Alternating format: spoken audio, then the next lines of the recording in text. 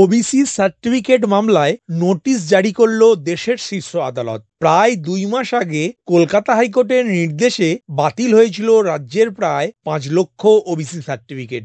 সেই নির্দেশকে চ্যালেঞ্জ করে মামলা হয় সুপ্রিম কোর্টে। সোমবার শীর্ষ আদালতে সেই মামলার প্রথম শুনানি ছিল। সুপ্রিম কোর্টের প্রধান বিচারপতি মাননীয় DY চন্দ্রচূড়ের বেঞ্চ সোমবার ওবিসি তালিকাভুক্ত 77টি সম্প্রদায়ের বিষয়ে রাজ্যের থেকে হলফনামা তলব করেছেন। শীর্ষ আদালতের নির্দেশ 1 সপ্তাহের মধ্যে ব্যাখ্যাসহ হলফনামা জমা দিতে হবে রাজ্যকে। রাজ্যের বক্তব্য জানার পর আগামী সপ্তাহের শুক্রবার এই মামলার পরবর্তী শুনানি হবে সুপ্রিম কোর্টে।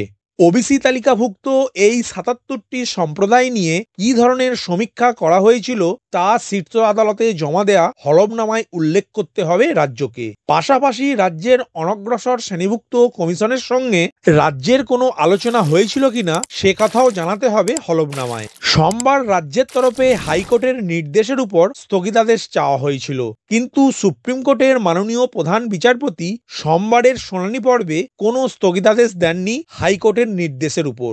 আগামী সপ্তাহের শুনানিতে স্থগিতাদেশের আবেদন শোনা হবে বলে জানিয়েছেন তিনি।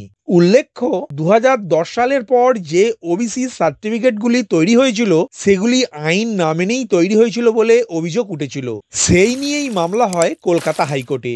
গত 22শে মে হাইকোর্টের বিচারপতি মাননীয় রাজাশেখর মান্থা এবং মাননীয় বিচারপতি তপব্রত চক্রবর্তীর ডিভিশন বেঞ্চ নির্দেশ দিয়েছিল 2010 সালের পর তৈরি হওয়া সব ওবিসি সার্টিফিকেট বাতিলের জন্য। প্রসঙ্গত, হাইকোর্টের ওই নির্দেশের ফলে রাজ্যে 2010 সালের পর ইস্যু হওয়া প্রায় 5 লক্ষ ওবিসি শংসাপত্র বাতিল হয়েছিল।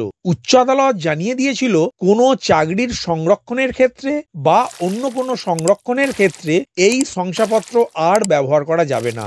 হাইকোর্টের নির্দেশের পরই তা নিয়ে আপত্তি জানিয়েছিলেন রাজ্যের মাননীয় মুখ্যমন্ত্রী।